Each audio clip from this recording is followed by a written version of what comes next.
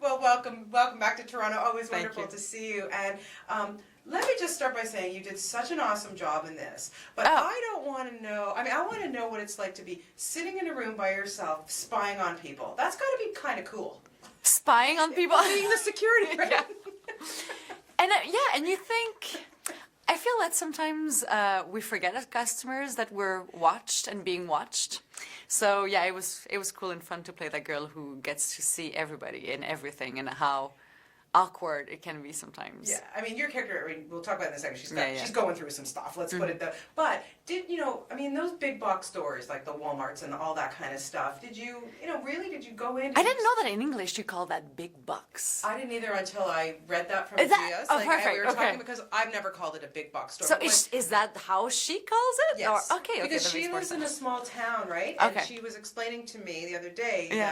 that that's what they That's- depend on those kind of stuff, but they call Perfect. them big box stores. Here we don't call them that. Like, Perfect. They're Okay, just that's the good. Walmarts That's sorted and out. the. Sorry about that. Yeah, Thank no, you. that's good. That's good because Okay. a lot of people go, "What's a big box store?" So okay, so can I go with But your it makes sense. But I just wondered, from your perspective, did you go into these stores and did you, for part of your research, to see what the rooms were like and to get that feel of what No. people are? No. No, not really, but we shot in an actual store in Halifax, in an actual big box store, and we shot mostly at night.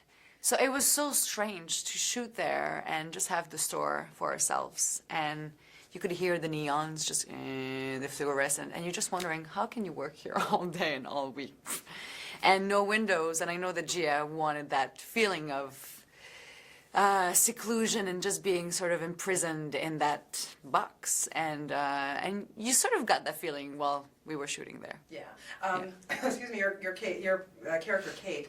She's going through some heavy-duty stuff here, like the post-traumatic stress disorder. That's a lot of people deal with that, and it's not something that you can take lightly, obviously, as an actor. So how much research did you do into that, just getting to know what people go through? I think that at a certain extent, I think we can all relate to that feeling of wanting to move on from a trauma, and just not being able to do so, and sometimes.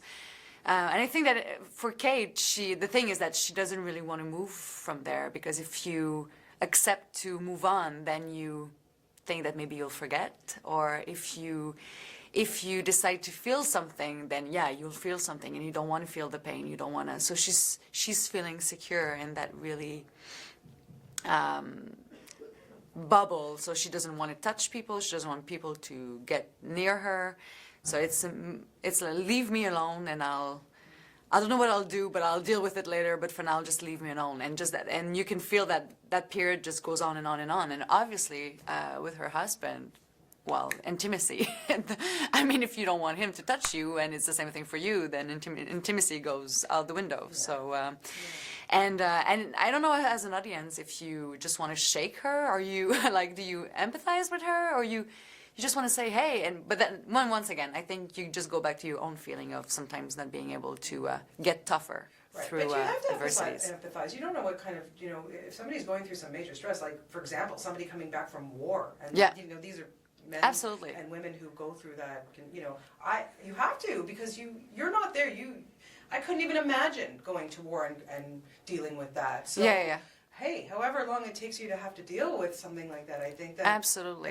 individuals are their own. Yeah, and I think that's what triggered Gia's to incorporate that element of PTSD in the film, because she witnessed, I don't know if it was her cousin or somebody close to her, who came back from war with a trauma, and that's one thing that those people would tell you, like, you don't know what I've been through, so you can't tell me you can't say anything. You don't know. Exactly. Yeah. It's a great cast you get to work with in this movie. Everybody is so good. I was telling Emily, like, every single one of you are so good in this film. And so different. Yeah. Exactly. You could each have your own film, honestly. And it's so, sometimes you have a full movie and you don't get to really get a feel of what the character is like, or now we're four, like, it's the four main characters, and I think that we get a really good sense of who they are. Oh, absolutely. And so, no, it was a really good cast. Yeah, and Yeah. you know, of course, you got, you know, your husband was played by Corey Monteith, Yeah, yeah. and you got to work with him so closely, and you know, such a tragedy, and because he was such a good person. What was it like for you to work with him at that time and just get to know him? Because I was saying it's very un-Glee-like, you know, it wasn't. Oh, totally. Yeah. But it was so brave of him to want to do those movies. I mean, we were shooting in Halifax. I mean, the word spread so fast that Corey Monteith, that Finn, was in Halifax. So we would get young fans who would come on set and bring, you know, Tim Hortons donuts and coffee, and just to give to the crew so that they might get closer to Corey if they charmed the crew. But he was really cool with all of it. And yeah, so what I wanted to say is that, I mean, he's so successful, and he was so successful. Glee is such a big success that he could have just said, okay, those small movies, it's too risky. I don't want to go there.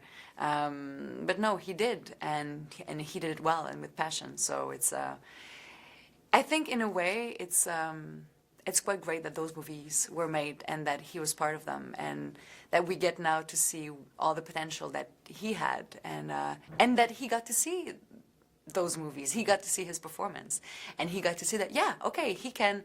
Glee was there. That's a type of acting, but yeah, he was right. He was right to go in that direction, and so I'm happy that the movie existed for him. Absolutely, for that reason. that there was more to him than just, you know. Yeah. Sometimes, you know, you get in a TV show or whatever it is, and you become so popular, you can't break that, you know, or a big movie series like Twilight or whatever it is, right? And either your Yeah. team or you don't want to move away from there. You're just too scared that people might see that, oh, you're not perfect in every situation or in every type of film or movies, so you don't want to try stuff. But no, he wasn't that type of guy. Yeah, that's great to hear. Yeah. And as for you, I mean, what I love about you is that you pick such great, you know, different, diverse things too, and having the opportunity to do a show like Pan Am. I mean, like I say, I love watching TV, and I was like invested in that one, and I was really upset about it. But I think for you, you're probably happy that you didn't have to wear those tight uniforms anymore. I mean, that was probably. You know what?